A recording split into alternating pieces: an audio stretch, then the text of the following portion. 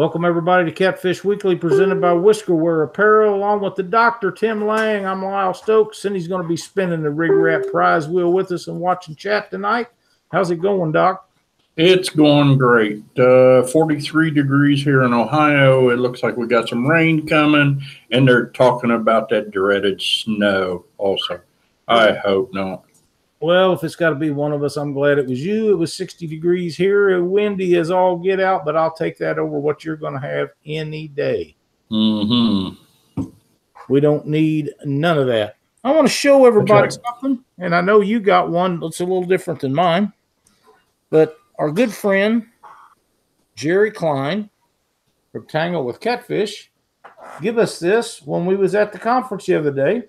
Yep. And I did not feel very well, so we didn't get it unloaded last week in time for the show because everything was a little bit crowded and we was behind, and I ended up with a dose of the stomach bug or whatever, and I wanted to show everybody that. And Jerry, we appreciate it so much. I can't wait to get that baby hung up where everybody can see it every time they're on the show. Another thing, Doc, that we got down at the conference that I thought was extremely cool, if I can get it off here, is these hand towels from Swamp Diver Outdoors.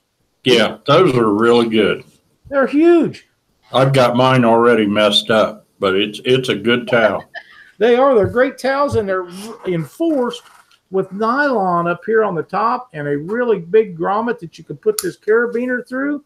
I'm quite impressed with it. I'm hoping at some point he can make some that say Catfish Weekly right across here. Yeah, and I mean, it's really heavy duty built. You just don't know until you get it in your hands. That's right. And see how well that's built. It's a big terry cloth towel. Holy crap! It's not as long as my arm, but it's a hand. By God, it's longer than my arm. You know. Yeah, and what's nice, you can just put it right on a rod holder, clip it right to a rod holder, and you reach down, wipe your hands off, let go of it. It just swings right down, and it's right there. That's exactly right. Awesome product. It is. It's a great product. I hope he gets them in production soon. I really like that. He done an outstanding job on there. So, Dan, thank you so much for those towels. We usually keep a couple of them on our rod holders anyhow, but we use shower curtain clips, and them carabiners are way better than that. And you'll get that grommet out of that nylon reinforced deal. They're just awesome. And if it doesn't in there, all you got to do is use Doc's tarp clip. That's right. From my tip a few weeks ago. That's correct. Works right real well on that. That's exactly right. I see our buddy Dieter Melhorn is in chat tonight. Welcome, Dieter. Thank you again for everything you do for our show. We appreciate it so much. And there's Mr. Ron Presley. Hey, Ron. You have to keep your mic on. Your mic's muted, Ron. Let's see what we can do here. There you go. That it? How's it going? It's going real good. Doing real good. Finally getting over a long trip to Catfish Conference. Yeah. Well, you and I had a little further travel than Doc did this time. Doc didn't have 3 hours. 3 hours, yeah. Oh, man, that's unreal. It is. I just say 2 days. Yeah. It was more than I could do in a day. I had to stay over one night on the way. I understand. You know, it's sure a great event. It's worth the time to go. It really is. It's a lot of fun. You get to see so many people you don't get to see regularly, you know, so it was great. Yes, it was. Now, I got a story that I'd like to share for you guys. Probably was busy this afternoon and didn't get to see Dieter Melhorn's live feed that he done. There's a little something going on there with him and Chris Flores from Muddy River Catfishing. I haven't seen the details yet, but I understand that they are going to have a flathead contest in the near future. And if Dieter wins, Chris has to shave his mustache, but if Chris wins, Dieter has to cut his ponytail. Ooh. Oh my gosh, that's a pretty good challenge right there. Yeah. It really is, and I'm thinking that would all have to be done on a live feed so we all could enjoy that with them. Oh yeah, we got to see that. What's that, Cindy? I think we need to do it on Catfish Weekly. I think that would be great. They could shave it off or have it snipped off on Catfish Weekly. We'd even do a special show for them. That'd be awesome. Yeah, that's a great idea. Yeah, it is. How's things going, Ron? Well, good. Really pleased with all of the anchor participants. Of course, we're giving away the hurricane anchor with the Catfish Now logo, the customized anchor. We had over 400 people Wow. Sign up for that and actually make the comments and so on. So there's over 400 people out there wondering who won. Well, I want to have the winning name. Yeah, I want to thank you guys for doing the drawing part of that and finding out who did win it. And really, I'm just going to ask you, Lyle, to just go ahead and give us the winner. The winner was randomized on random.org. Ron sent me all of the names, and I loaded them up, all 400 of them. And the winner on one spin was Kyle Pratt. Pratt, Kyle Pratt. If you will contact Catfish Now and Mr. Ron Presley, he'll explain to you how to go about getting your anchor. And congratulations on them. Anchors are awesome, man.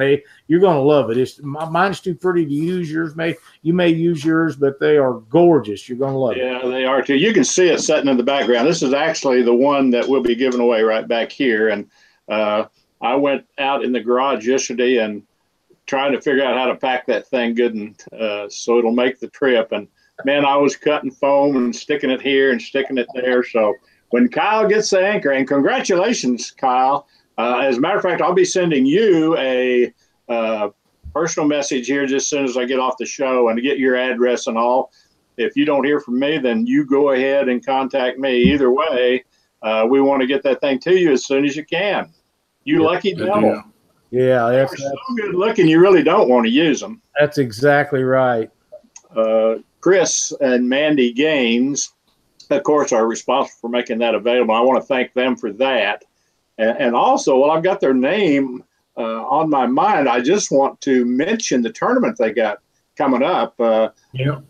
Chris and along with Jimmy and Layla Holbrook are going to do that Santee Cooper Monster Cat Quest out of Black's Camp in South Carolina. So Santee Cooper, it's a big fish lake, and it should be a good one. The captain meeting on the 12th, fishing on the 13th and the 14th.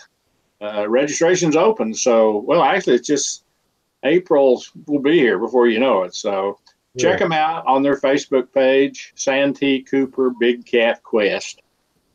By the way, the big fish winners there last year, both the adult and the youth division got championship belts. They're really cool. And you may have saw this year's championship belts posted on Facebook. There's something else. And going a little further, the overall winners are going to get rings instead of plaques. So there's some creative thinking going on down there in South Carolina. Wow. Just more good catfish news there. That's exactly right. And they put on a heck of a good tournament. Everybody seemed to have a great time last year, and I know they will this year. I wish it was a little closer to me because with everything going on in tournaments almost every week from here on out, it's hard to make a trip like that and have another trip planned for the very next weekend. So them really, really long ones are hard to do, as Doc, you well know. Oh, yeah. Ron, they want to know if you're coming down to that tournament. I am not going to make it this year, and I'm dying because I'm not going to make it. But I'm going to be on Santee Cooper this weekend for the King Cat tournament. Excuse me. That'll be out of Black's Camp also. But yeah, the April tournament I'm not going to make. Boy, I sure was. I loved the tournament last year, and I wanted to go again, but I've got a conflict, and I cannot get around it. I've tried everything in the world, believe me. Yeah, those guys have a good time. They do a great job. It's a great venue. Man, I'd be there if I could, I guarantee you. It's actually one of the closest big catfish places for me to go. It's only 6 hours away, a little over 6 hours. Wow.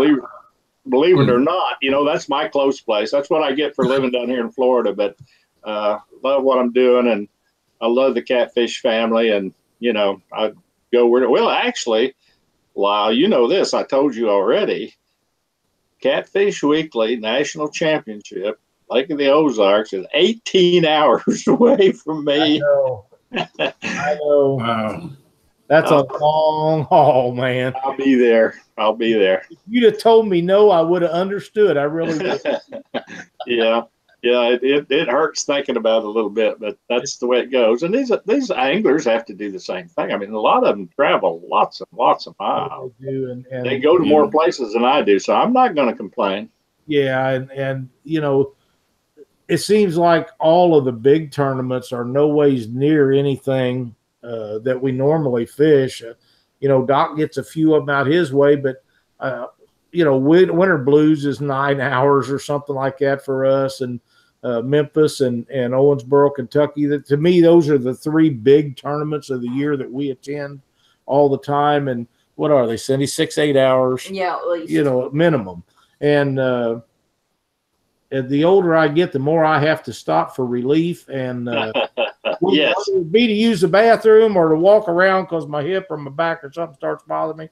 And you know, hour and a half, maybe 2 hours tops is about as long as we can go without pulling over. One of us has got something ailing, mostly me, but that's part of it. And we just try to make a day out of it anymore. Yeah, that's the way to do it. I always look it up on Google to see how far it is, and I usually have to add an hour and a half to whatever Google says it'll be. Well, you know, in between times you got to stop and eat and different things. Yeah. I was going to wear my life jacket tonight, Doc, but hey, I rain after all. Right. I stay dry. I stay dry Saturday. You're right.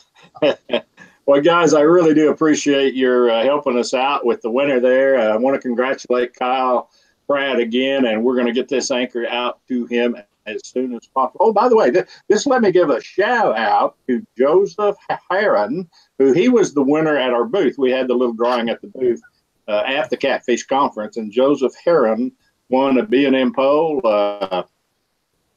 let's see, offshore tackle cap and fish grip, Team Catfish cap and fish grip, some line clippers, Cabela's King Cat cap and shirt. Anyway, I got that in the mail today, Joseph, if you're looking, and of course you'll get the B&M pole directly from them, but it's already been ordered for you and everything. So congratulations to you, Al, and thanks to all the people that stopped by the booth. Well, Ron, thank you, Ron. Thank you for letting us be a part of your giveaway. We appreciate that very much. And as I hope you already know, anytime that Catfish Weekly can help you guys at Catfish Now in any way possible for giveaways or announce stuff or whatever, please just let me know, or Doc, and we will make it happen. We want to make sure to help you guys in any way we can. You and the magazine do so much for our sport, and we appreciate it very much. Well, thank you very much. I appreciate it. And we will be giving away another anchor later on in the year. So stay tuned. Nothing wrong with that. They're absolutely gorgeous.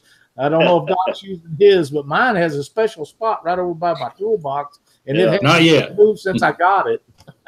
Yeah, it's out in the barn, but I haven't used it yet. That's just pretty cool business they got going on. The way they put those logos on there and everything, they look great. They do, and they should be very durable, being powder coated. I think they'll last a long time, but I'm just not going to take the risk. Yeah, it's a keepsake now. That's exactly right. That's exactly. All right, thank you guys. I appreciate it. Thanks a bunch. All right, thanks, Ron. Good show. I'll be watching. Thank you. All right, thanks. I'm not sure I know how to get out of here. Just hit your X up at the top. Ron Presley. He's gone. Yep. Catfish Now magazine. Ron writes some awesome stories for that magazine. He's the editor of it. He does a lot of traveling around the world of our sport. So we can't thank him enough for everything that he does. I would like to thank Get Slime Catfishing and Jack Height for the donations tonight. Yes, sir. Thank you, Jack. That means a lot to us. It helps kind of pay the bills. Pays the shipping costs. It does pay the shipping costs because a lot of the prizes are shipped out from the sponsors and stuff, but a lot of them we have to ship from here. So all that stuff makes a huge difference to us. Now, Doc. Yep. One of my favorite things in catfishing right now, and for the last year and a half, maybe 2 years, has been planer boards. And I've been doing it for over 20. Well, I have dabbled in them off and on for a long, long time, but really seriously, the last couple of years, and they have changed the way we fish. Yeah. To a certain yes, they have. They really and have. I, what I did years ago is totally different than what I'm doing now. That's correct. But I still revert to some of my old ways, and it pays off. It is. The planer boards is just another tool that we as fishermen can use to catch more fish. I tell people they're a very deadly combination. When you find the right combination, either the fish are on the bottom and you got planer boards, or you're suspending your baits off of the planer boards, it can make a world of difference in catching a fish or going home skunked. That's right. I agree 100%. Now, one of the things that I've used, like I say, for off and on for a long time, the problem that I always had before was I was trying to use those little water bugs and pull baits and weight on the river. Yeah, and those are little tiny boards. They aren't very big. I will not do it. I'd get so aggravated with them. The only place you could use them was in lakes and stuff. And in those days, that was before we developed dragging baits and different things and all the technology we have these days. And they just didn't get it done. I wanted to use pieces of bait that big, and if even with no weight on them, they just pull them under. Yeah. Now, originally, this is what I started off with. This board is over 20 years old. I still use it. In fact, it says Gary Roach's Mr. Walleye board. That's how old this board is. I don't think they still make this board. Maybe Church Tackle. Yes, they do. Do they still have Gary's name on it? No, they say walleye on them. They don't say anything about Gary as far as I know. Yeah, well, that's how old. And you can see this board it's beat up, it's banged up. And the one thing I like about this board is the line release, which is back here on the back. And all it is a spring clip. So your line goes right here. Yep. And you lift that up. It's real nice for taking the board off of it. Back when I started using this, there were no super lines. There was no Power Pro. Right. Everything was monofilament. So your little thing right here, it would lift up. Now, I don't know if you can see it on the camera, but there's like a sandpaper material in here. And you can see where it kind of wore off where I put the lines in there. And the only problem with this board is it liked to damage the monofilament. The farther you put it back in that little cut right there, the tougher it was for the line to pop out. So your line was actually coming right through here, and then it would come back to the back of the board. When a fish hit, it would pop off, the board would swing backwards, and it just float back towards the fish. Now, what I did on the Ohio River, for those of you that fish the Ohio River, there's several different ledges on the river. Right. The catfish use ledges as highways. One of the problems that I always had was when I would anchor up, I'd throw two lines out straight out the back, and then I'd try to throw that one out on a ledge and throw it out towards the middle of the river and then let the current sweep it back. It would lay at the bottom of the ledge. The problem with it was if a fish didn't pick it up, when you went to bring the line back in, it's hung. It is not going to come in, you're hung on that ledge. That's when I came up with this planer board. And what I would do is I would throw that bait out, let it sweep back, then put my planer board on, toss the planer board on out there. It would actually sit parallel to that ledge. So if a fish didn't pick it up, when I go to pull it back in, instead of pulling the line across the ledge, it would actually pull it along parallel, and bring it right out of there. That's awesome. So, and you know, that's where I went. And then I wanted to start suspending baits. This board is not designed to suspend a bait. No. It's either on the back of it, and what would happen is if you got too big of a weight on there, this board would start tilting, and then it'd be, you know, it flop down in the water, and then it just do one of these numbers, and by the time you got all done, your line is all twisted and turned and all stuck on this board. So then the next thing I went to was, and these came out a few years ago, and that's a Zach Royce board. This board right here would actually suspend baits fairly well. I was pretty impressed with it until I started running really heavy weights because I was trying to fish on the Mississippi River. I wanted to use boards. But this, you know, if you're running less, 8 ounces or less, this Zach Royce board works real. It works okay, you know. Now what I'm currently using, and Lyle and I are both sponsored by them, is the offshore boards. These boards are just absolutely outstanding. This board here is the OR12. It's real good in the lakes when you're dragging baits on a lake. It's got this tattletale flag, which at first I wasn't really sure how to use it, but what I found out is if I'm in a lake and I'm dragging baits behind this board and the line's clipped onto here and I go through a bunch of weeds, this flag will actually lean down about like that. And it tells you, hey, there's something going on with this board instead of being in that top position. And it will actually tell you. Now, what happens when a fish grabs it, that flag goes down.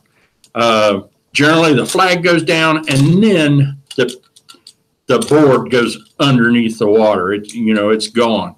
Now, what I have done over time is I change. Right now, you can see I'm running the clip on the back, and then I'm also running this release. Sometimes I want to take the board off.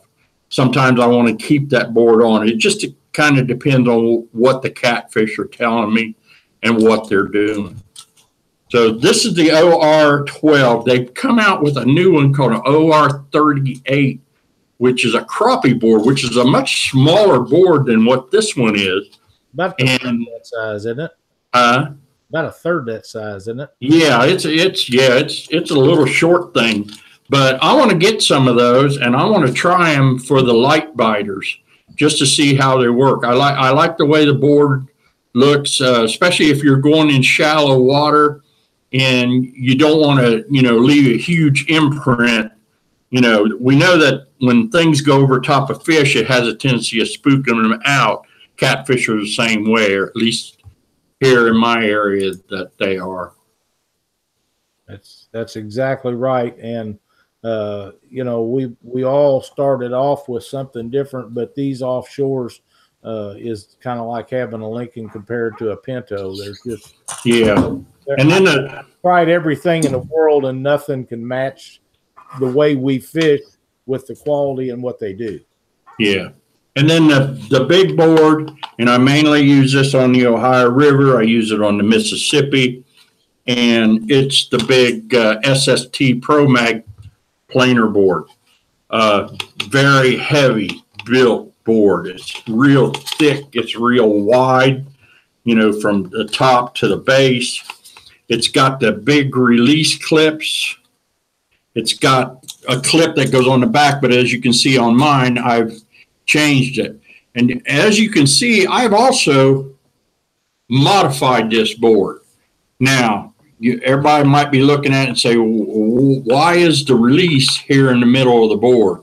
Well, what I've found out is when I'm in heavy current on the Mississippi, Ohio doesn't have that heavy current except right now because it's flooding, it's clear out of the banks. So right now, this board would be great to use on it. But what I do is when I attach the line to my clip here and I snap it down, then I come over here and I clip the line that I have a downrigger ball attached to. So that is actually hanging here, and it stays right in the middle of the board. I have had, let's see, I had 16 ounces on that thing down the Mississippi River, didn't I? Yeah. Yeah, I had a big chunk of weight on the bottom of this, and this board sat perfect in the water. The water lines moved right across, about right there where that line is on that board where you see offshore. That's where that board sat. And what I found out is the cannonballs, the water doesn't put any resistance on that cannonball. It just goes right around it.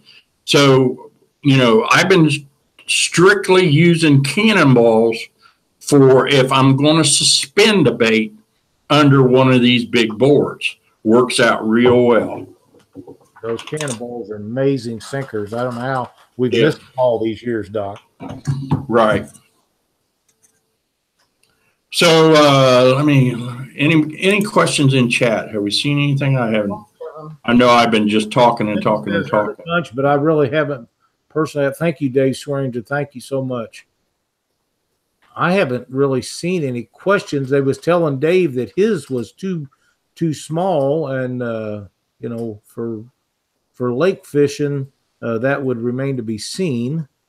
But Rob seems to think of her, so. Thank you, Dave. Yeah, and I mean, you can use this great big board on the lakes.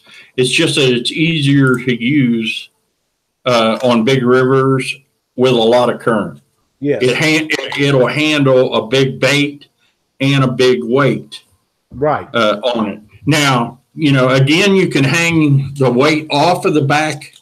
It'll tilt the board up like that if you're suspending, and that's why I go with this clip right here. It attaches right to the original release that's already on the board, and it hangs and it keeps that board level in the water. That's exactly right. And I have the same board here, the SST Pro Mags. I use these on the lakes, but I like the smaller boards better. And the reason I do is you have to speed up to get these out away from your boat because they are so big. But man, there's nothing better that I found on the rivers. And when I say rivers, I'm talking about Missouri rivers. We've used them on the Missouri. We've used them on the Mississippi. Doc and I and Cindy used them down in Memphis. You can't beat them. And you can use them when you're anchored. You just toss them out with your bait, let your bait hit the bottom, hook the board on, throw it out there, let the current take it out as far as you want it to go. Now, I'm different than a lot of people. A lot of guys say, well, let's set them out there 120 foot off, and then the next one 60 foot off, and then the next one near the boat. Well, me, probably 20 yards as far as I ever put one out to the side, and then I'll put one between that and the boat, and then the next one will be off the corner of the boat or behind the boat dragging. I don't see no reason to be over that far. If you're going to be that far, make another drift and come in closer. But these work really good anchored in current. They work extremely well on the lakes, but the smaller ones, the side planers is what I prefer. And I know that you had your clip on there, and I have a similar clip on mine. And you run your line down through here, and you just hook it on there in your bait. And as soon as that something starts hitting it, whether it be a little channel cat or big one, it starts your flag to moving.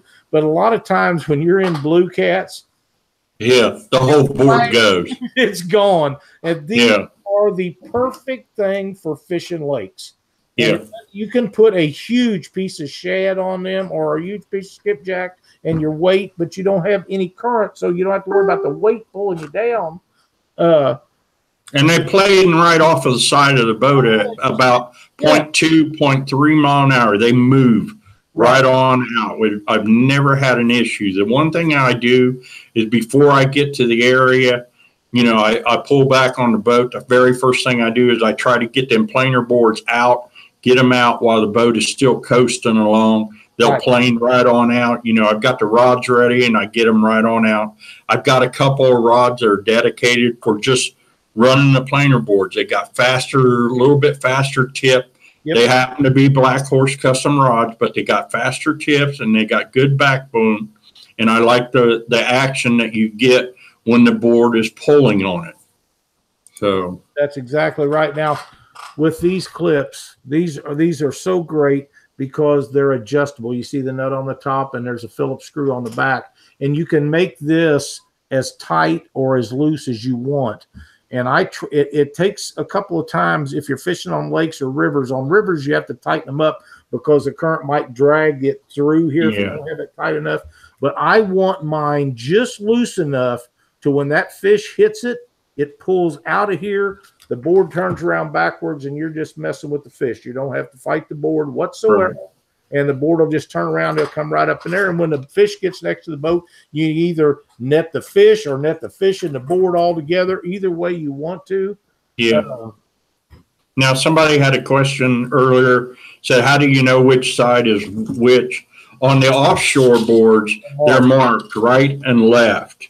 Now, on my board, you can see right here where I've got a big R. I carry my grandchildren on board my boat.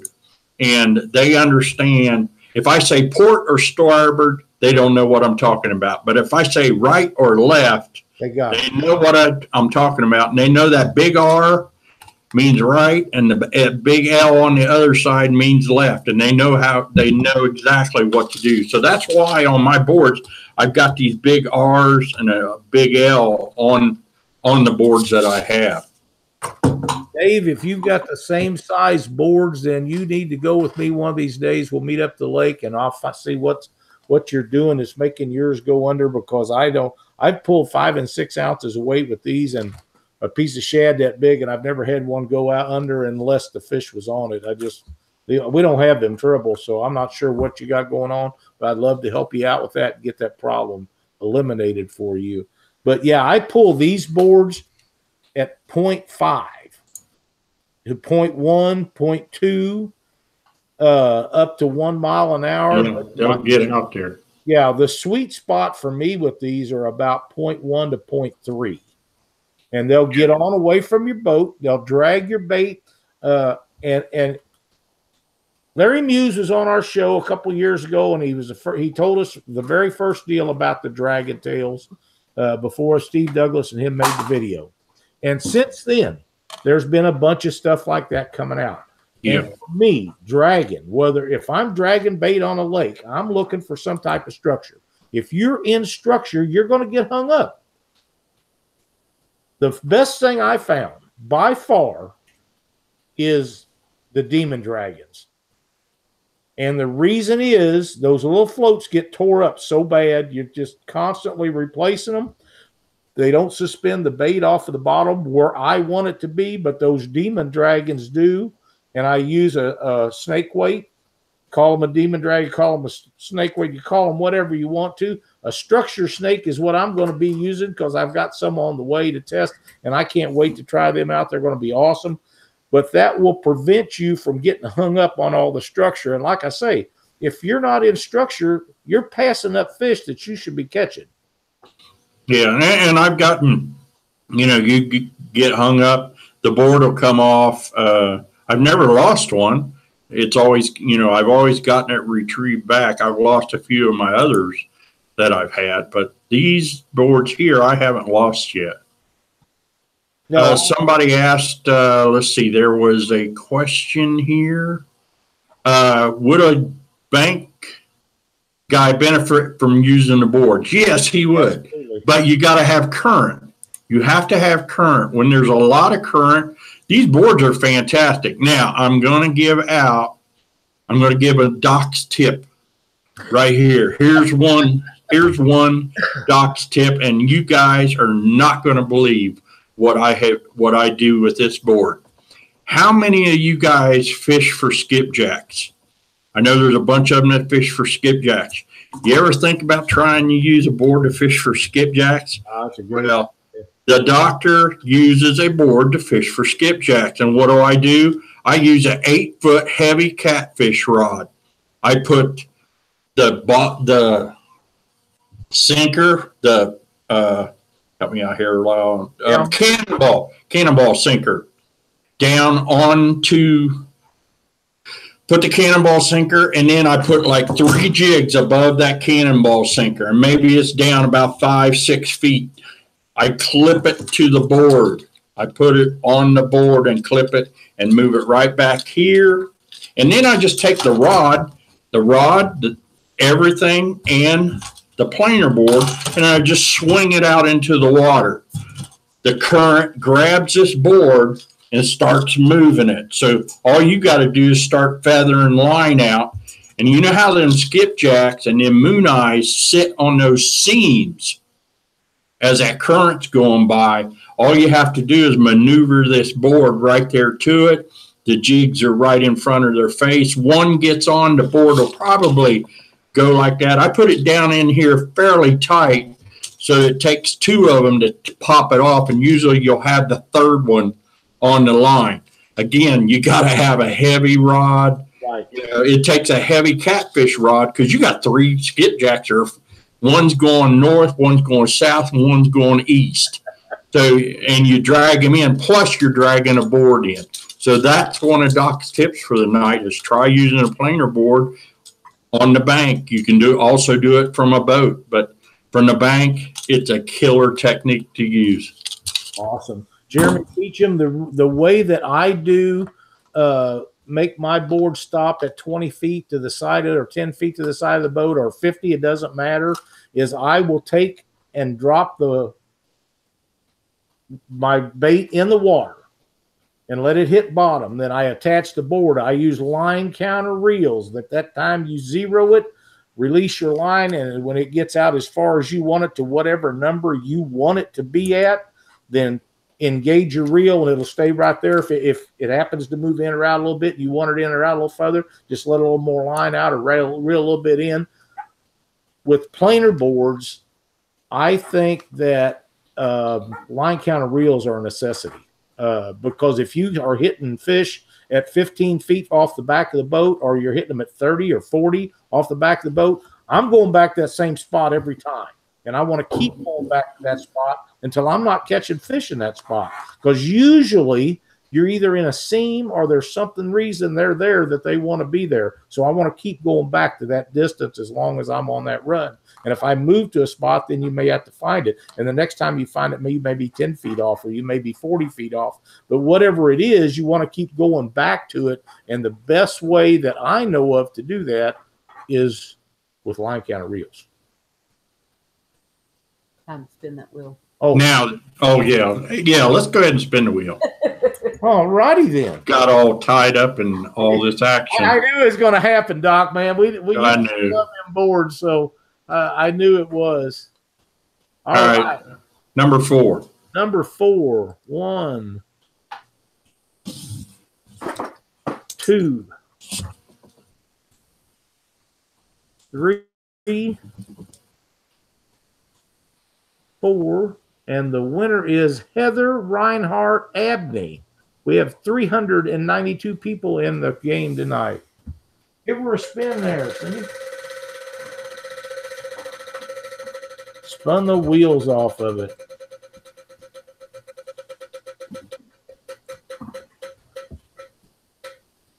Missed offshore tackle by 1. Hooker's Terminal Tackle, Reaper hooks. Heather, if you will contact Hooker's Terminal Tackle on their Facebook page and tell them you want a package of Reaper hooks on the Catfish Weekly show, they will ship them right out to you. James Arwood takes care of people so well and has a great product. Thanks for watching the show and playing the RigRap prize wheel game. Now, where were we at? Line counter reels. Line counter reels. Okay, for those of you that do not have a line counter reel, Doc has another tip. Here we go. I'm giving another tip. Here we go. All right. What I do, I've got one line counter reel. The rest of my reels that are set up, I use what I call a smart man's knot. And all it is a bobber stop knot. And what I do is I like to run my boards 100 feet from the boat. So I put my rod, when my boat's sitting in the barn, I put the rod in and I walk off 100 feet. Then I go back to the reel and I put a stop knot. This is the same kind of stop knot that you would use for a slip bobber, except what you do is you really crank this thing down so it does not slip. Now, if anybody knows, I don't know if everybody knows this, but let me show you how an easy way. I don't know if you can see that this is just a black piece of wire I've got, and I'm going to use paracord so you can see it. So what you do is you take and you just make a loop on your line right here. This will be your stop knot. And here's this is an old spool of Cortland stop knot material. I mean, it's still available and stuff like that, and you can get it. And I tie my own stuff.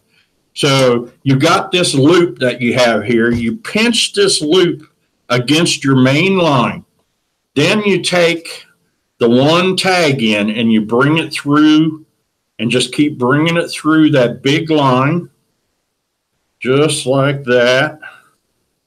And then when you just bring it through a whole bunch of times, and then when you get done, you take and pull these two ends away from each other. And what happens, if it works right, it's kind of hard doing this, especially when it's live. And I pull my main line out. But when it's all said and done, it's going to pull down, and it's not the greatest looking knot in the world, but it ends up being a stop knot. And so you crank that down, and it stays right there. Now, this will reel right up into your reel. You know, when that stop knot comes out, you're 100 feet out. So, you know, and what I do is sometimes I've got these marked at 50 foot. I've got them marked at 100. Generally, I don't put them out any farther than that. But that's Doc's tip for that you can actually create a line counter just using a stop knot on your main line. Dave, we might not want to do a knot tying show. Yeah. But it's a good idea. I'll tell you. Now, I'm going to tell you how I used to do it before we had line counter reels. When we was using monofilament, it was all high-vis monofilament.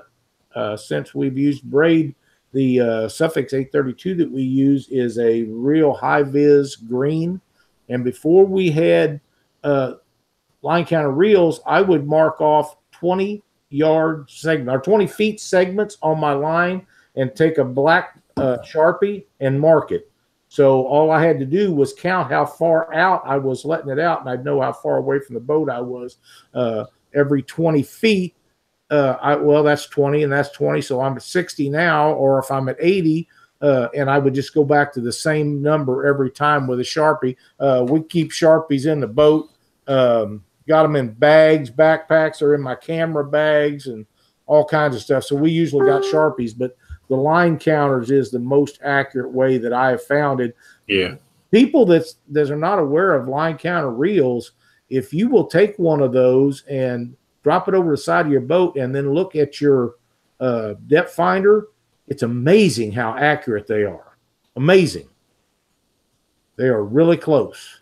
Yeah, and I don't fish with wire, guys. I was just using that as a Dieter. demonstration. Dieter, you're a hoot.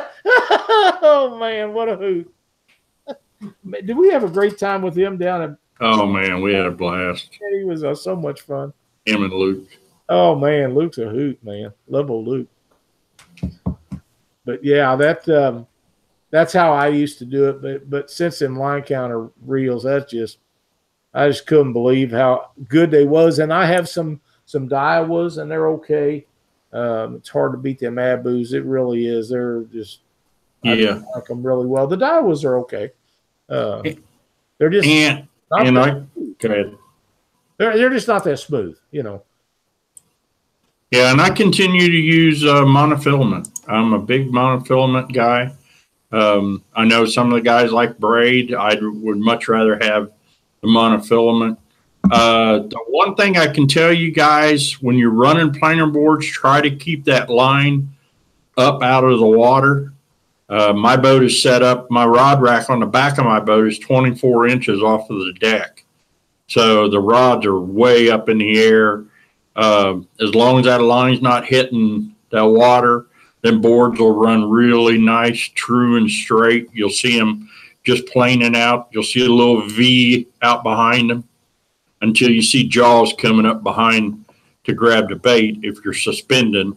That's always kind of cool. I've seen that a few times where you see the water kind of moving behind the board, and you start looking and saying, well, wonder what that is trailing, and it's a catfish, a big catfish that is actually moving up behind the board.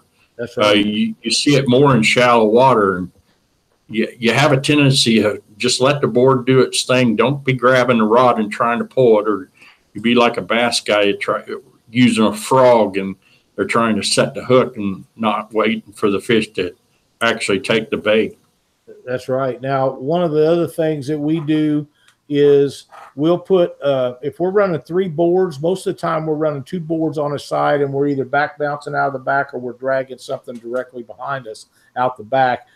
You got one off each corner and then one off to the sides.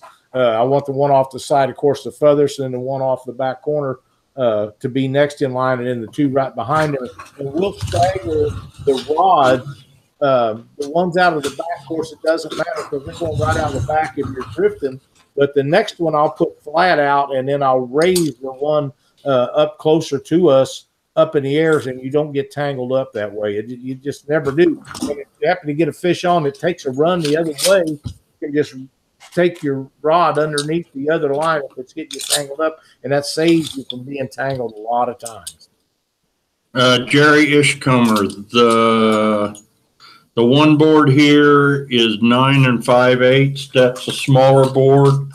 The bigger board is 13.5 inches long. So intro. Dieter, I run nothing but circle hooks on it. Kind of a funny story. Last year when Lyle and Cindy and I were fishing the Mississippi River, I think we were pre-fishing. I put a board out the side. We were anchored up in really heavy current. It was like a couple of mile-an-hour current.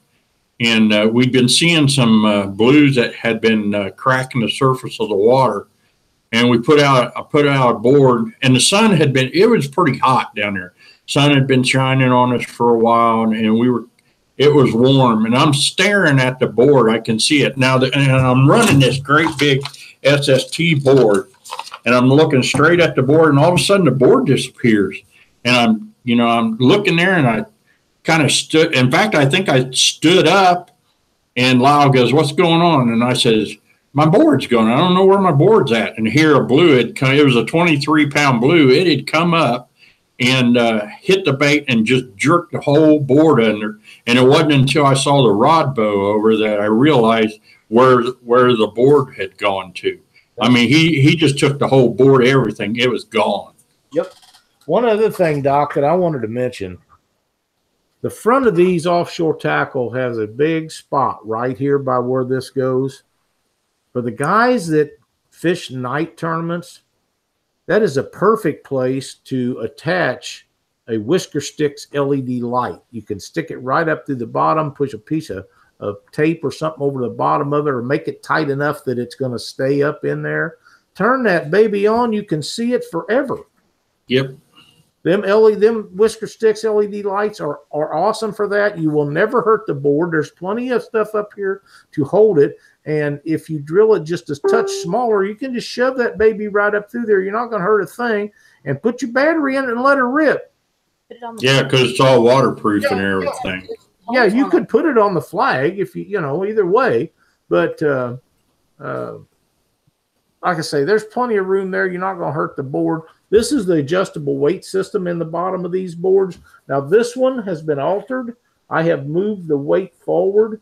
To be honest, I'm going to move it back where it was at because the board actually works better if it's at about this angle as you're pulling it through the water. When they're flat like this, they don't go out to the sides nearly as fast as they do when they're up like this. At least they don't for me. They may for someone else, but unless you got a lot of current. If you got 2-3 mile an hour current, man, they're going to rip right out there. That's right. That's exactly. And if you guys are running these planer boards, run a green. whisker stick on one and red on the other, and everybody's going to think you're a 40-foot barge coming down the middle of the river. Tim says they're visible from 100 yards. I would be surprised if it's not further than that, but 100 yards at night is probably as much or more than you should be running with a set of boards at night, because everybody doesn't have lights at night and stuff floating down the river. If you got floaters in that water and they're tree limbs and stuff, you're going to lose some stuff. That's just a given. Yep. Reusable, just zip time to the flag. That's a great idea. Let's see, what is the price of a set of offshore planer boards? I don't have I think the big one here, one board is like $55, so a set's going to run you about $110. And I think the others are 35 or 40 a piece. But you never have to buy them again unless you no. They're not like so many of them. My feelings is buy them once, they'll last you a lifetime instead of buying one every other time you go out. Them cheap ones that don't last. I've seen them. I've used them. Can't do it no more. I get tired of buying stuff 3 or 4 times with these. I've run over one with a boat tire and just put it in a boat. It didn't even scratch it. I mean, there's nothing wrong with it. Worth every penny of it. And they may be cheaper on Amazon or through a dealer. I know you can call Robert Adowski with Crusher Marine. He is a dealer for them. Robert's a great guy. He would probably hook you up with a good deal on a set of boards. Lee Reed, yes. Anchored in heavy current, will they carry your weight and all out? Yes, they do. Absolutely. As long as you let the line go, they're going to start trimming out. When you pull back and tighten up the line, the board's going to go out even farther. If you want it away from the boat or from the bank, just let more line out. Someone asked how deep you go with them. Deep as you want. Yeah. I've run them in 60 foot of water before with no problems.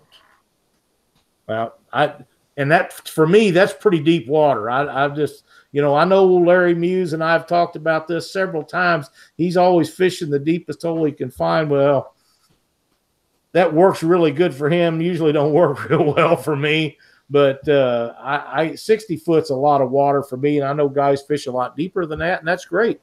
But I've never had an issue with having them too deep. Like I say, we've run 16 and 18 ounces of weight on them and a whole skipjack with his tail cut off. And I'm talking about a big skipjack and no issues. Yep. Okay, Lyle, let's see. I'm copying the chat. Let's go ahead and give away something here in chat. Let's do it. All right. So I've got all in chat. Give me a number. Cindy, give him a number. 3. There you go. We got some offshore hats. 3. Yeah, I've got the thing over here. There's 3. There's 1. There's 2.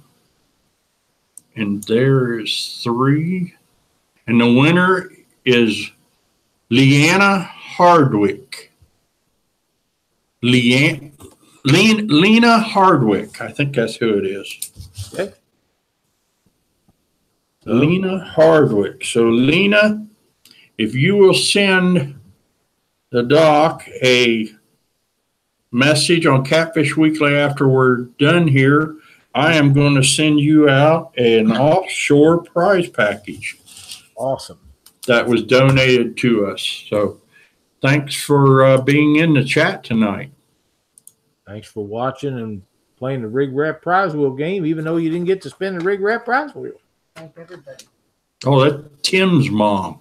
Somebody just posted that's Tim Hardwick's mom. I watched the live video with Tim and his wife and his mother the other night. I really enjoyed it. I was trying to watch it and another one that was on, and I ended up watching Tim's exclusively. But yeah, it was they had a good time.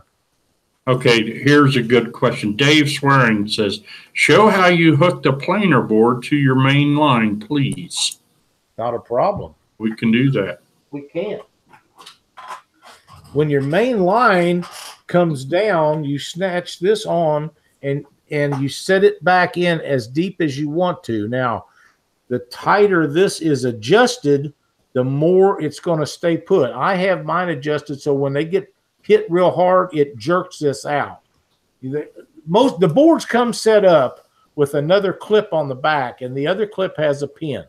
That just doesn't work for me. I want them to slide on the line and slide down to the fish as I'm pulling in. So that's why I use these clips like this. But if you put that other pin on there, you just hook up your other pin to your main line and leave enough slack to where when this works, it doesn't jerk your line around through these. But it's very simple. I don't know if they can see that or not, Cindy, but we can try it. Let some line out. So the front of the board, for everybody, the front of the board is always pointing towards your rod tip. Towards the rod. You hook this baby in right here in your front. Hold it up. You have to hold tight. Oh, neat. Yeah. All right. You put that in there like that. Now, I don't have the end of it, but I run mine through right here. And therefore, it never has any tension on this. Now, if you use the clip in the back that comes with them, you want about that much slack in them. That way, when it pulls your flag down, it doesn't get hung up. But the way I do it is I run my line through this clip. These come from offshore tackle. And I just run the line through there. So when I get bit, it jerks it off. The board turns around backwards like this. And as you reel your fish up, you reel your board in backwards. There's no resistance. It doesn't hit like that, just like reeling fish in, basically. Works out really well for me. I like doing them that way. You're going to hook me in a minute in someplace I'm not going to like. A long time ago. Yeah. But anyhow, that's how they work, and they work really well that way. The clips that they have on the back on the front actually have a little pin through them, and if you want them to be stay put, then you put your line behind the pin. These pads, everything on these you can buy. I don't know how well we can see them, but can you see that pad in there, Doc? Yeah. Them pads will hold on to your line. Yes. On either clip, the others, like I say, they come with a clip from the factory on the back of them. Here, I just remove the clip and use this because that's how I like to use them. But if you're using them, you can tighten them babies down. They ain't going to stay put. Then you just reel the board up, and when you get up there, you unclip them. Right. From here, and you got them in your hand. The way I do it, you just don't have to unclip them. And I'll tell you why I do that. Couple of shoulder surgeries. I'm doing everything with my right hand. My left hand, I can't hardly pinch these clips. I mean, I can do it, but it's just easier if the fish takes it out of the clip and I reel it in that way. It's not hurting anything, and I don't have to do anything to strain my arm, shoulder, leg, whatever part of it is, but it's the shoulder. But that saves me. I just don't have the strength in that hand to push that like I used to have. And It works out better for me to do it that way, and I don't have to mess with it. I don't have to worry about dinging the line or something, trying to get it done. The fish takes care of that, and I just reel the boards up. Thomas Hathorn, he asked a question. Missed it if you answered already. When drifting on a lake, do you drift with the wind or best drifting against the wind with a trolling motor? I do both. I really like the wind pushing me. If I get to going too fast, I start throwing drift bags out. And then there are times when you have to turn into the wind and drift, depending on what the catfish are doing. So you can do both. I do more drifting or dragging. I call it dragging, and that's where I'm throwing the baits out the back. They're on the bottom, and I'm using a slinky weight or a pencil sinker, and then I attach the board to the line and toss it out, and then I'm dragging that whole thing along. That's exactly right. Welcome to Catfish Weekly, Steve Douglas. We're glad to have you on the show tonight. I have used the dragon rigs that Larry had out. I made those. I have some that are really, really long, and I put extra floats on them to get that bait up when I'm in a lot of structure, trees, rocks, piles, and stuff. When I'm in that really heavy, I want them things to float over that. and I'll put extra floats on the bait to get it up. Them fish will come up to grab that bait a lot more often than they will go down to get it. They'd much rather go up than down. So you want it above them. And them long ones that I made, I floated them over biggest root balls on trees and stuff. I've yet to hang one up. I'm not saying it won't happen, because it's somehow, so at some point, I'm sure it's going to. But like I say, I've got some of them structure snakes coming. Should be here this week. I can't wait to try them out. They're a new sponsor on our wheel, so I'll be doing reviews on those. But I've used them. And those, what's them other ones we got, Doc? Drift sticks? Drift sticks, yes. I've been using those for a couple of years. Those are pretty good. On the lakes and stuff, they work extremely well. Extremely well, yeah. Right now, we used them on the Mississippi, and we didn't have any trouble with them. But the problem is, at some point, I needed more weight. Yeah. In the current we was fighting, we had to have more weight than they was made. And at the time, that was all they was making. Welcome Unhooked Fishing. Jerry Ishcomer, is your weight supposed to be dragging on the bottom with a planer board? No, it doesn't have to be. You can either drag it or you can suspend the weight off of the board. Either way works well.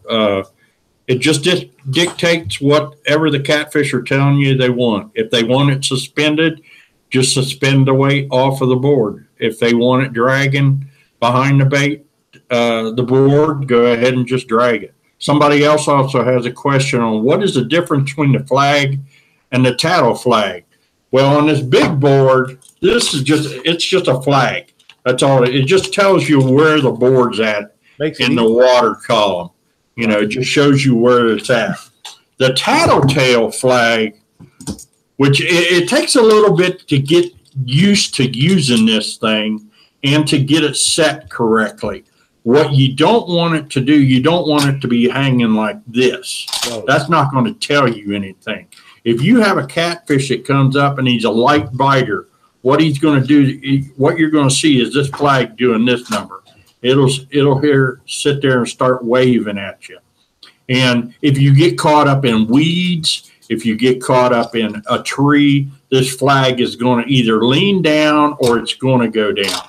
The other thing is when a fish hits it, that flag is going to go down. That board is going to pop up in the air just like, just pop, not in the air. It pops up out of the water like that. If it's a big catfish, it's going to go backwards. It's going to go away from the boat. He's going to drag this whole thing under just like the shark did on Jaws. You're going to see that board running right under the surface of the water, and he's headed away from you. That's right. So, and then the board comes up, and then, he's sitting there fighting the board, and you're just bringing it in.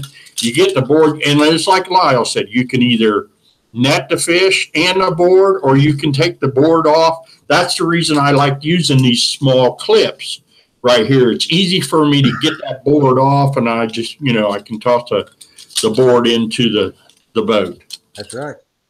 So the other thing about these boards is that, if they're laying on the bottom of the boat, I have a tendency of putting my big feet on them. But these things are pretty much indestructible. I mean, they just spring right back. Everything, kind of bends and gives on them. So that's why I really like these boards real well. Thank you, Tim, from Whisker Stitch. We appreciate the donation. It means so much to us. I lost a thing here, Doc. Here it is. The LSW68 watching from California with their grandbabies. Thank you so much for tuning in to Catfish Weekly. We appreciate it. Steve was the only Californian that I knew that watched our show. We're so happy that you've joined in to be a part of Catfish Weekly. And shout out. Iowa's outdoor. Yeah, that's exactly it. Reminded me of Jaws. That's true. Doc, can you give my 5-year-old a shout out? Outfished me yesterday. His name is JJ. JJ. All right. Hey, shout out to JJ there, buddy. You outfished him, huh? Good deal. All right. That's awesome. I watched a video, Doc, and if I remember correctly, they was using some planer boards down in Texas. A young 12-year-old boy put a great blue cat in the boat. Oh yeah, I remember seeing that. Bought it on a Demon Dragon. Yeah, it looked like he was running a Zach Royce board because, Yep. or one Josh Vanover's got some boards. Yep. And then you got there's a whole bunch of different boards out there, and I just like these boards a whole lot better. They're big, they're heavy, they're thick. They seem to last a long time. I've never had an issue with one. Like I say, I run over one of the boat trailer tire. You couldn't even tell it. There's a lot of them that you can't do that with. My theory is it doesn't matter if it's a reel or a rod. If I can only buy it one time and not have to replace it unless I do something silly, that's the kind I want. And that's why we have these. Besides that, they work really well, and it's an outstanding company. Been making planer boards for the walleye a long time. Yeah, up in the Great Lakes forever. And they do an outstanding job with them, a great family-owned company, and they're just a great product. Let's see, what else? I'm trying to think here. Any other questions? Doc and Lyle, can you give a shout-out? Okay. We done that. Blaine got his. That's Dustin Fowle. Okay. Yep. Need a good storage container for him. Yeah, they're a little tough to store. Planer, go ahead. You got a tip? I do. These duffel bags like this is what I store my boards in. You can stack them in there and fold as you can see, you can fold your flags down and you can stack them in there like cordwood. And I put 8, 9, 10 of them in this. I don't know how big this bag is. I've had it for years. One of the zipper part of it's tore on that, but them planer boards, they don't care. They'll fit in there. You don't lose them. They don't rattle around. When you get in and out of the boat, you put these in there. You always have a storage compartment that's lockable. You can store them in. They're always together. I also, in this bag, usually keep an extra spool of line. And you know me, I buy the great big spools because I use so much making leader material and stuff. And in the big live well in our tracker boat that's made out of a 55-gallon or a truck box, this kind of stuff in there doesn't hurt if it gets wet. So I just stack stuff like this in there when they're traveling, and we go out. I put them in someplace if we're going to be using them. But that's what I use to keep all my bags in, or all my boards in. There's extra places you can put other stuff in them, like zip ties, all kinds of stuff. But the boards work really well in there, and they don't get beat around. Yeah. Jerry Ishcomer, how far behind the boat do you generally drag them? Usually about 100 feet, sometimes less than that. I know Lyle likes to have his a little bit closer to the boat than I do. It's whatever you feel comfortable with doing. I can give you this much of advice.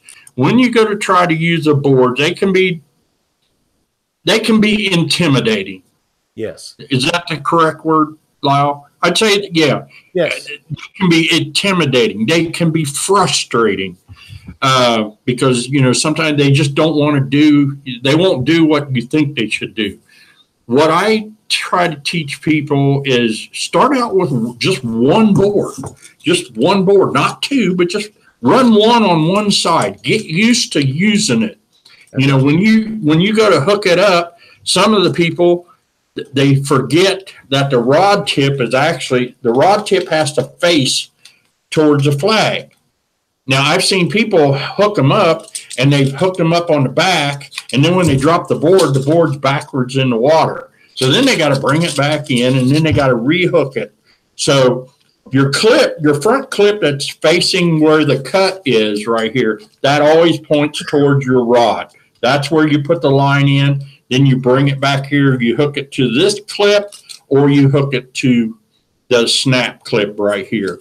And then, you can, like Lyle said, you run a Demon Dragon back there. You can run anything behind these things. I mean, they're outstanding boards. I'm telling you, the Demon Dragons for pulling weights with a dragon weight style sinker behind there are deadly. The Demon Dragons, the rattles work. I mean, it's just common knowledge will show you that they work. Do they work every time? No. They don't work in every situation. But what they do is they're so superior to them foam floats at keeping your bait up on the water column. They are just, it's unbelievable. They're so much better. If they didn't rattle, I would use them because they suspend bait better. Yeah. Just the way it is. And Tim, I noticed a question a minute ago from Tim Hardwick about casting those. You can cast those a little ways. Most of the time, what I do is just pitch them out. Flip them out. Yeah. They'll right themselves up right away. And if they don't, you just pull them back in and pop them out again. A lot of people just drop them off of their rod and let them hit the water and then take off. It doesn't matter. A lot of the times, the way I use mine, if we're up to the lake and we're pulling baits, I will take and cast it out there, and then while the line's catching up, getting to the bottom, I'll just hook the boards on. I'll set it in a rod holder, and I know about how far I want to go out, and I'll get the other rod ready for the next one, and then I'll clip that and then toss the other one out, and I'm ready to go.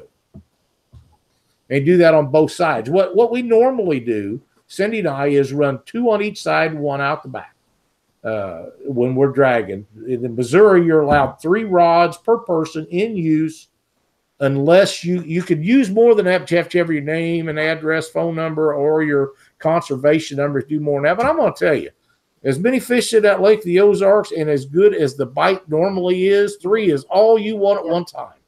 We've actually had to pull them in and go to 1 or 2 a piece because we just couldn't keep them up. When the fish are biting, they're biting, and to have that many boards out just be sensitive. Dustin Fowle said, Doc and Lyle, can you give me a shout out? Yep, I'm going to give a shout out. Also, I am a nobody. No, you are a somebody on Catfish Weekly. That is correct. So don't ever think you're a nobody. You are somebody on Catfish Weekly. That's right. I remember sitting down at the captain's meeting and taking a picture with him at Winter Blues on Wheeler. Never forget it. Now, I can't remember them all, but I remember Dustin. He wanted me to take one so he could give it to his son. And I remember that just like it happened yesterday. And here's Inner Iowa's Outdoors. He said, I learned to use one from the river bank. You can walk baits out from the bank. You can out them right where you want them by letting out line. That's right. Steve Douglas has got several. He is right. He's got several videos where he's using planer boards. Some great information on those also. My gosh, I'm missing it, Doc. Well, there's a lot of stuff in the chat. Messages been sent to me since we started the show. How far do you keep your demon dragon? Dreaming dragon. Okay. Demon dragon. Well, let me show you something. Actually, I've got one set up right here. Let me grab it.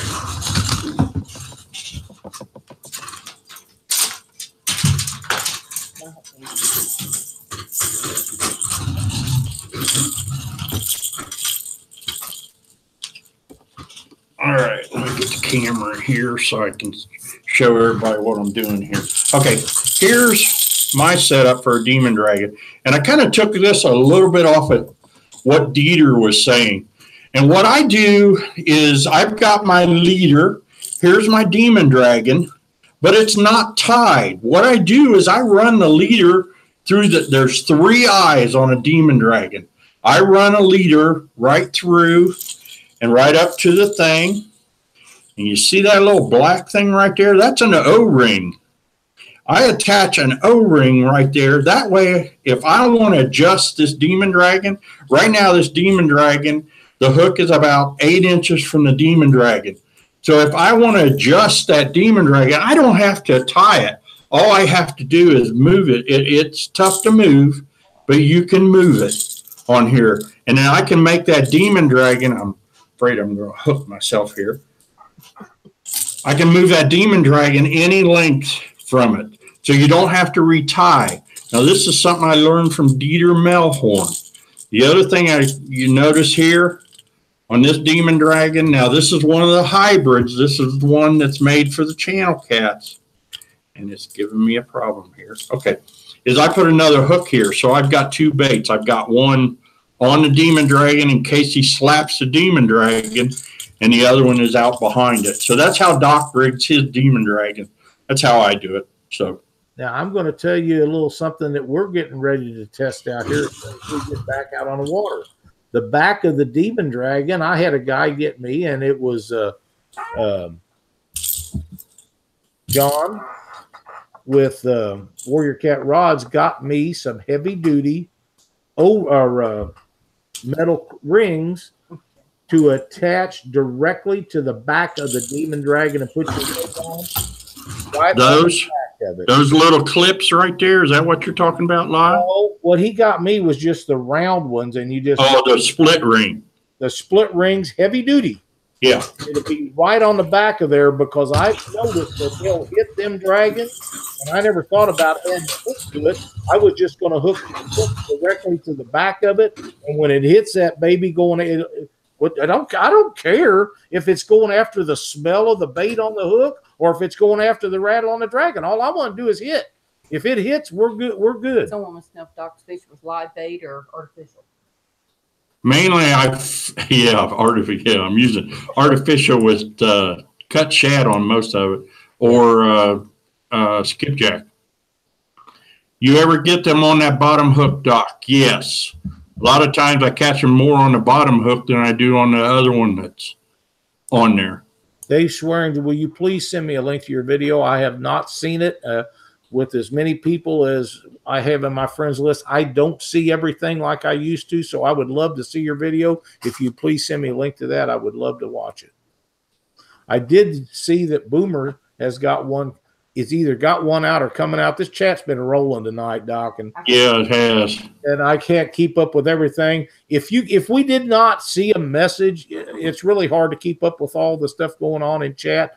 But if for some reason we miss something, please message us up after the show, and one of us or both of us will give you an answer. A lot of times Doc is working, and I'll answer them. But if you have a question specific for Doc, I will make sure that he gets it in case I don't, or he misses it or whatever, because we'll answer and talk with anybody that sends messages to us, leaves comments on our YouTube videos. We appreciate it so much that you spend the time to do this. The likes that you're giving us during appreciate it is much appreciated. If you happen to think about it and you like what we're doing, please like and subscribe to our channel and join our Facebook page. It means a lot at the perks that they give us through YouTube to have them subscriptions. So we would appreciate it if you ever get it. And yes, I think we ought to spin again. We can do that. And I've got a question to answer. So let's go ahead and spin, and then I'll answer a question. We'll wait till you're done. Spin after I answer the question? Yeah. Okay, Ben Himmelberger. Have you ever caught a flathead on a Demon Dragon? Yes, sir, I have. Last year, during the Cabela's tournament on Watts Bar Lake, I had a Demon Dragon that I was dragging out behind. It was probably 150 feet, maybe 200 feet behind the boat. I had a 45-pound flathead come up and suck down that Demon Dragon. I mean, he had it clear down in his throat. And turned around, got him in the boat, took the Demon Dragon, and I was dragging a big skipjack head on the back of that Demon Dragon, a whole huge head. Turned right around, threw that out, didn't think anything about it, and another 45-pound blue cat come up and pounded that Demon Dragon again. So, and that is the honest to God's truth. It was fantastic. I was hooked on those things after two fish ate them up like that. So, Kentucky Catman, yes, Demon Dragons and Whisker Sticks are both on our RigRap prize wheel. Yes, they are. Another one, Cindy said, and I haven't seen. Know where to get them. You can purchase the Demon Dragons at Captain Scott Manning's Tennessee River Monsters website or Facebook page. They do guided trips in Tennessee, and Scott will hook you up with them. He sold so many of them down at the Catfish Conference, Doc. He was out in just a couple of hours. Yeah, he said they had 400 of them, and they were gone. Yeah, I was sure that was going to happen. But guys that have not been there, they don't. People go to that to buy. But in the meantime, if you would give me a number. Number one. One it is. And the winner is Paul Hurt, Hurt. And Cindy, you want to give us a spin? We'll see what Paul wins. Man, you got that spinning going to town, ain't you? Sweet. Got our own little Vanna White here.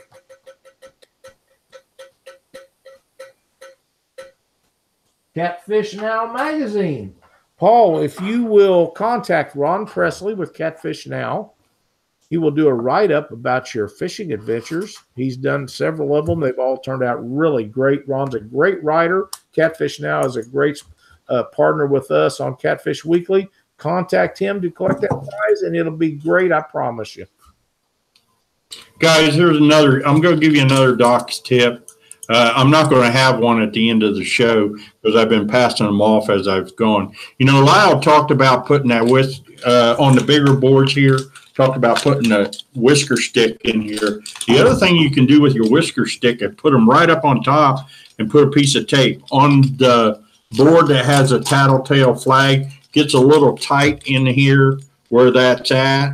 So, you know, it may get in your way. And what you can do is you can just take clear tape and tape that whisker stick right down on top of that. You know, and if you don't have a whisker stick, if you got a callum stick, you can lay it right along. That's what's nice about these boards. They're nice and wide. So you can lay stuff right down on it and you can tape it right to it. So that's another Doc's tip for the night. One of the things that we keep in a lot of our bags when we're traveling, Doc, is a roll of shipping tape, the clear tape. Yeah. I'm telling you right now, when that stuff sticks down to something, it stays put. It's made to be out in the element because they're using on packages being shipped through the post office all the time. And it's really good stuff. And it can be taken off. You have to work at it a little bit, but it works really good for light. That's what we use at the bottom of the cooler. We'll put our whisker stick light in there. Yeah, Tim, the whisker stick can fit in those slots, but it's tight. It's that flag is stiff. It's a kind of a solid stiff flag there. So, but yeah, you could get it in there, but you're going to squeeze it pretty good. I would think you'd be better off to try to work your zip tie through there. Yeah. Through that, and then tie it right to it. Yeah. Man, I'm so far behind. I will, Rusty. There was another message here that dang it. Yeah, chat was, I'm trying to get caught up on it. I've got so guys, I appreciate, you know, if we miss your question, send us here's one I just saw. If we miss your question and you don't get an answer to it, send us a message on Catfish Weekly. We'll get back to you. John Poland. Which do the planer boards work best on, flats or blues? Personally, on mine, the blues. Flats don't like to chase a lot of bait. They will chase baits down, but if you're dragging along, the blues are definitely tracking stuff down. And I've caught more blues. I've caught more blues and channel cats on the planer boards than I have the flatheads. Yeah, I agree. Eric Zimmer. The flag is an advantage compared to the boards that don't have them, especially for me where I have a little trouble seeing them, especially in bright sunlight. The yellow stands out really well, but the orange contrasts with the yellow, and it really just kind of lights it up for me. Makes it a nice combination, yeah. It absolutely does. That was sent in through Facebook. I'll see if I've got anything else that pertains to the show that I needed to touch on here for a minute. Any trolling tips? Let's see. Bottom feeders fishing. Any trolling tips for those without an iPod or remote units?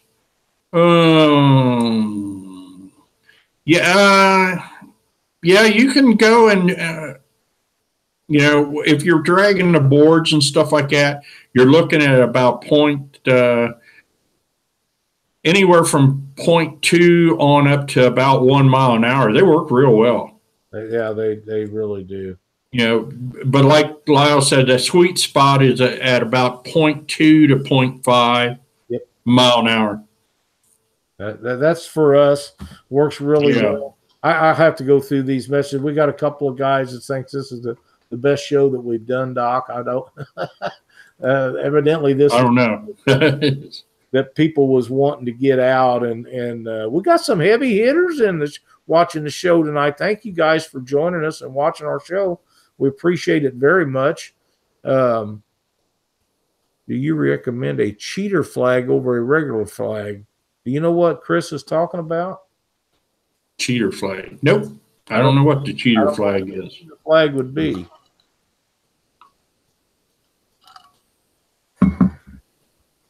Thank you, Greg. Appreciate it. Yeah, well, that Steve Douglas, there's you can use your smartphone to gauge your speed. That's true. That's very because they got GPS built into them. Yep. Good tip. Yeah, it is a great tip, Steve. Thank you so much.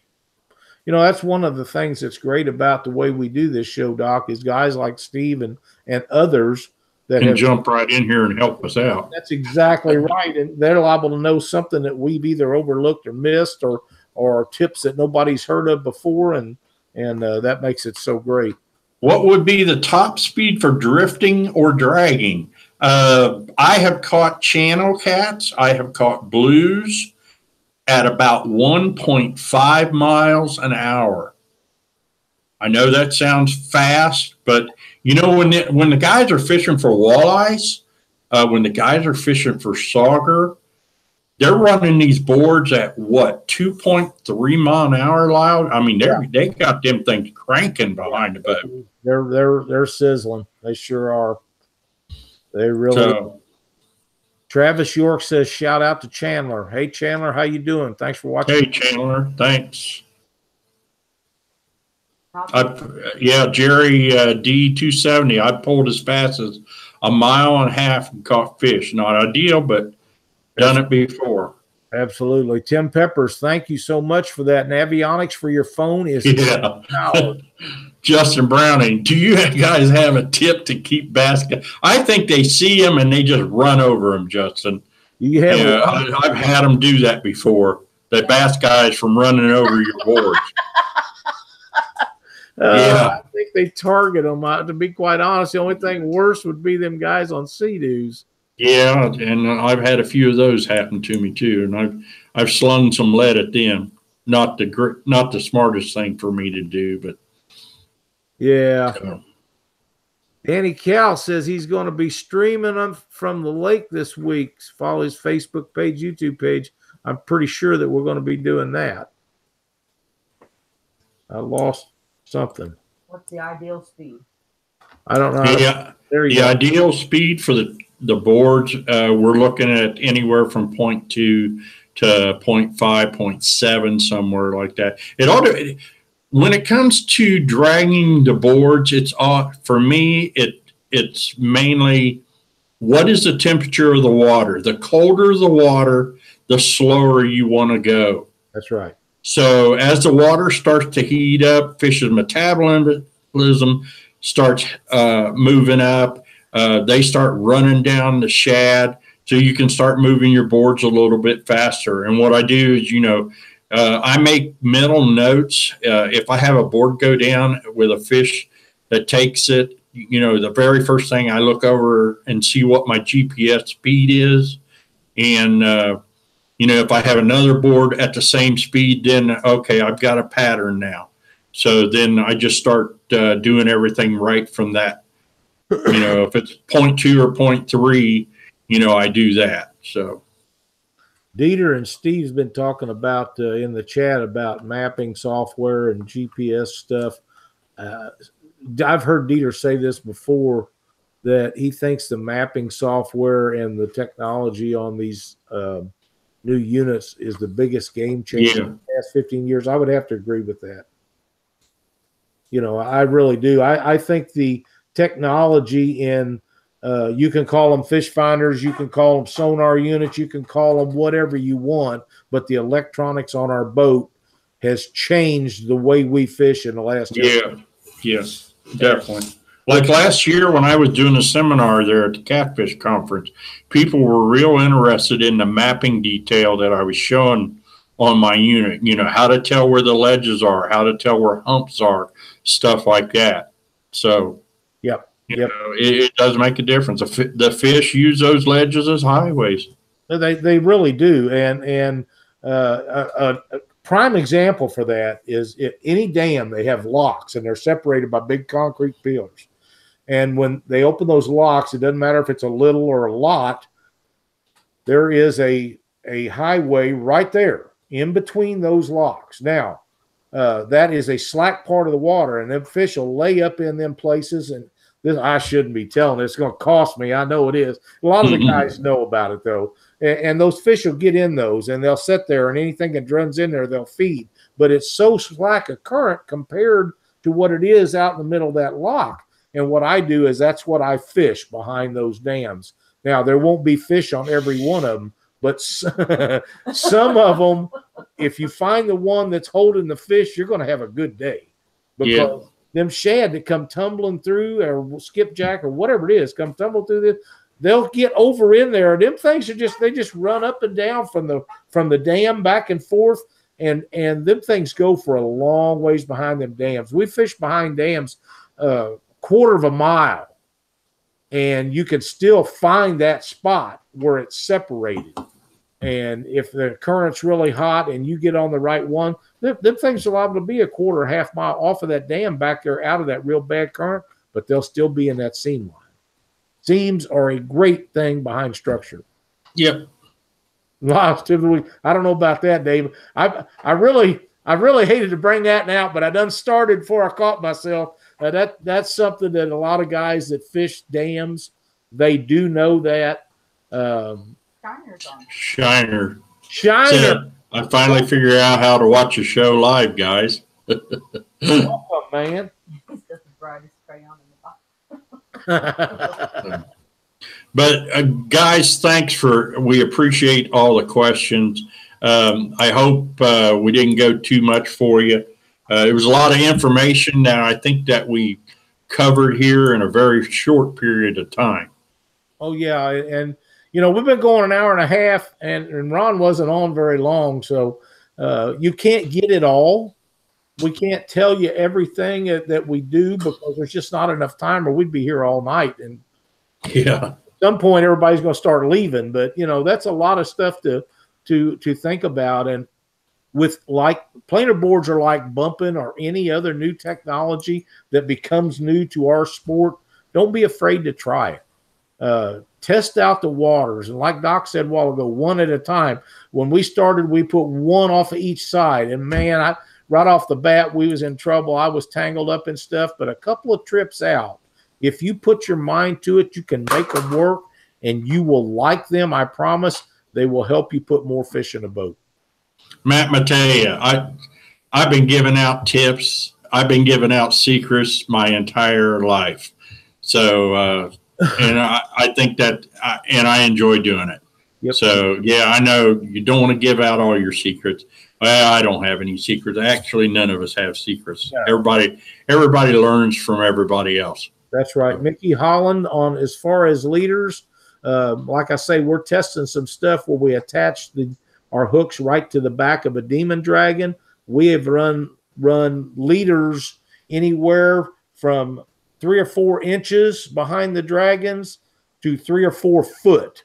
And it depends on conditions. If they're not biting with them up close to that demon dragon, then I start stretching them out to 12 inches, 2 foot, 3 foot, whatever it takes. At some point, you're going to hit the magic thing that works that day. And testing the waters, some days it don't matter. They'll take anything you throw out there and however you do it. But them days are far and few between. If one presentation is not, I got to tell you, Jason Mathena told me a lot of times, and Jason is one of the top tournament anglers in the world, that if you're not getting hit, you're not presenting the bait to them fish the way they want it to be presented to them that day. And he is really huge on bait presentation, and I believe him to be exactly correct. You might use one piece of bait. You might cut it different.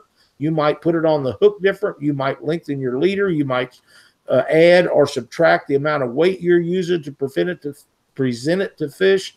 but you will find the combination. If you don't run out of time and you're still in fish, you will figure out a way to put them in a boat, I promise. Yeah. Now, I'm coming up to fish the Lake of the Ozarks tournament. You're going to see a bunch of boards hanging off my boat. You're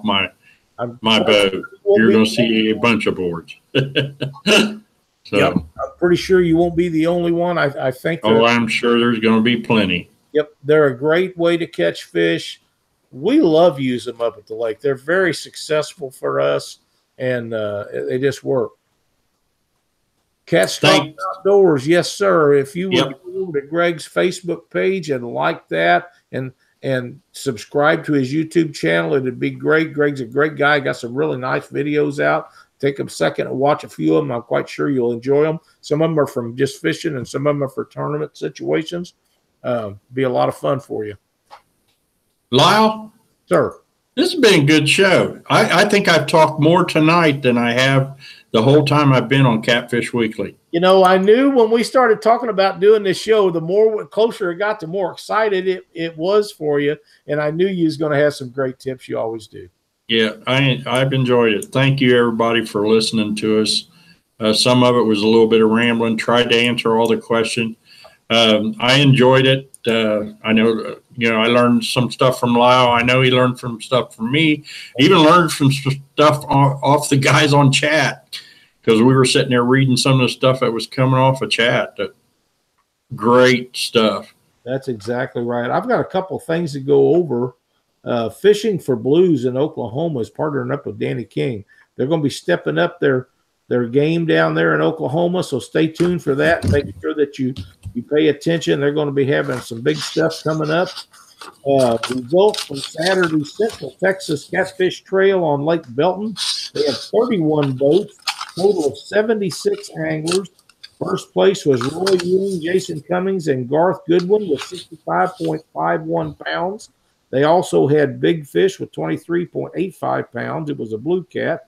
Second place was Michael Paget and Norman Macklick with Cody Martinez of 38.31. That's pretty close weight there. Third place was John Dillard, Jerry Dillard, and Charles Sanders, 37.87. Fourth was John Edwards, Frank Ellis with 32.69 pounds. Fourth was Larry Johnson, John Spears, and Phil Prancer with 32.22 pounds. Pretty close weights down there in Texas. Yep. I've got Central Ohio Catfish Tournament. It was held March 3rd on O'Shea Reservoir in Columbus, Ohio. 21 teams. First place, fishing solo, Jack Leo, 24.12 pounds. Big fish, 9.10, and every fish was caught on a demon dragon.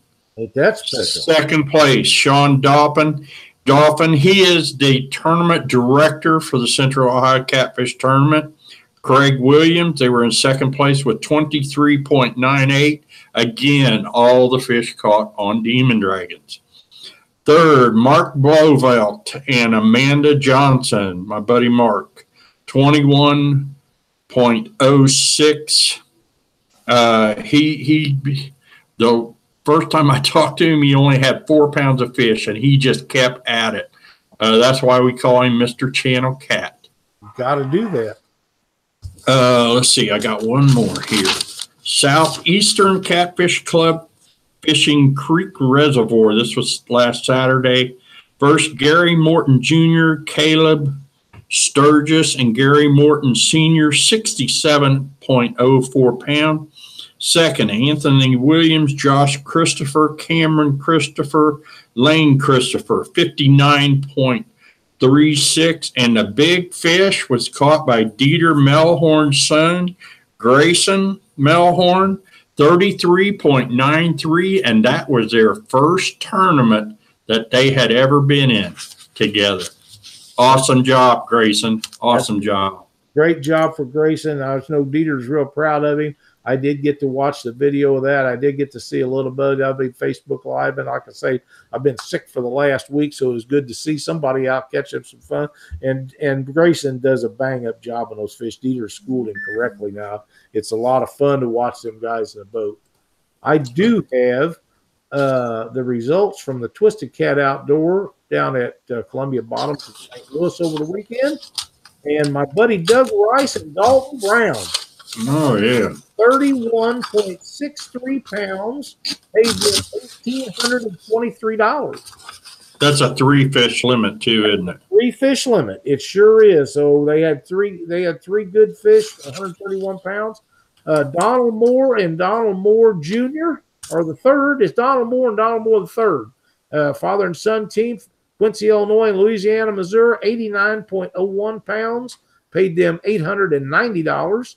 Gary Taylor, Jason and Vicky Mathena got third with won $486 on 79.84 pounds. Fourth place, 76.89 pounds. Chris Baker, Caleb McAdams, 405. And fifth place was Kevin Jones and Wade Kaminsky, $284 on 76.39 pounds. Justin Thornton, Dwayne Buckridge got sixth, which is the last paying place with $162. They had 75.92 pounds.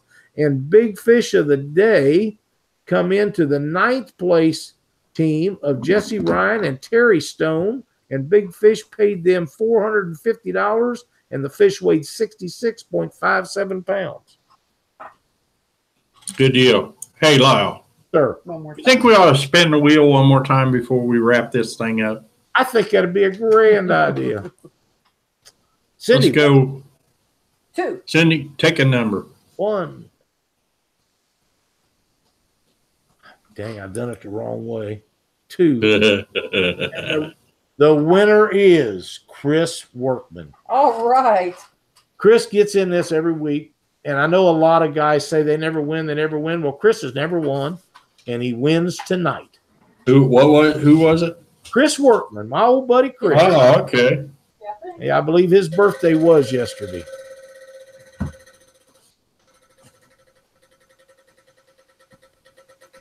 That means I don't have to buy him a birthday present, right? Yeah. What does he win? A year's season tickets to the St. Louis Cardinals. That's That right. would be. I wish that was there. I really. Louis Cardinal hat. Yeah, I might send him a St. Louis Cardinal hat. He wins some structure snakes from BigRiverCatfishing.com, and these are made by Rusty Jackson.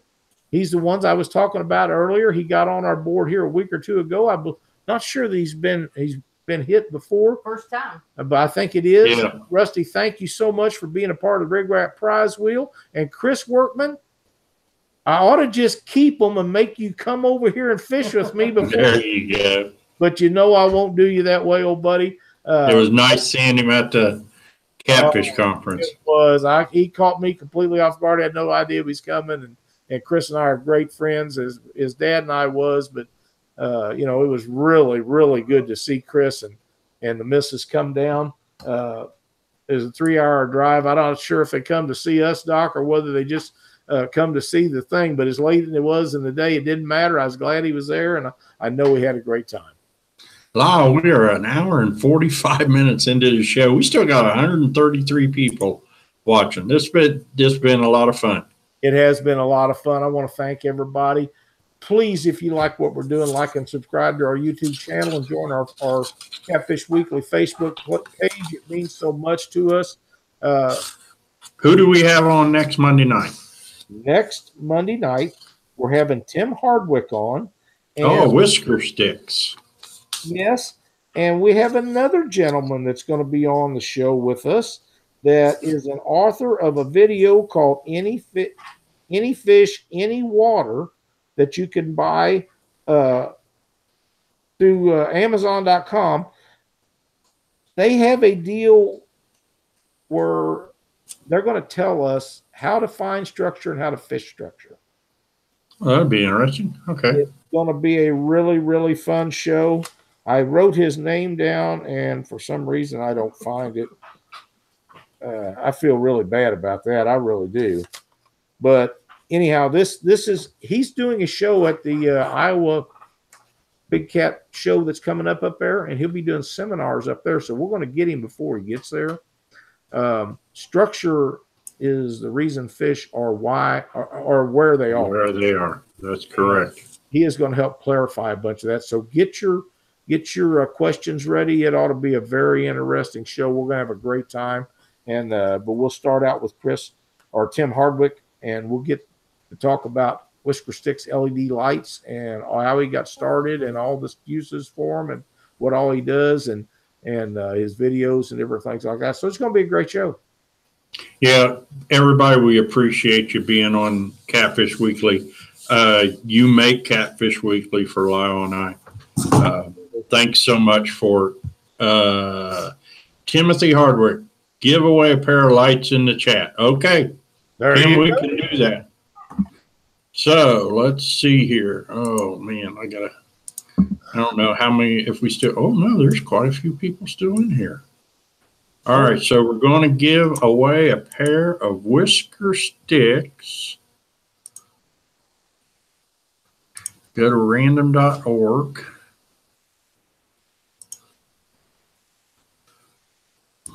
That one caught me off guard, but I'm on it. All right. Give me a number, Lyle. 4. 1, 2, 3, and 4. And the winner is Bottom Feeders NC Jordan T. Bottom Feeders NC Jordan T. Get with Tim Hardwick here, and he will get you some Whisker Sticks. Again, Tim, thanks for that donation. We appreciate it. Absolutely, and thanks you for watching Catfish Weekly and playing our games. We appreciate it so much.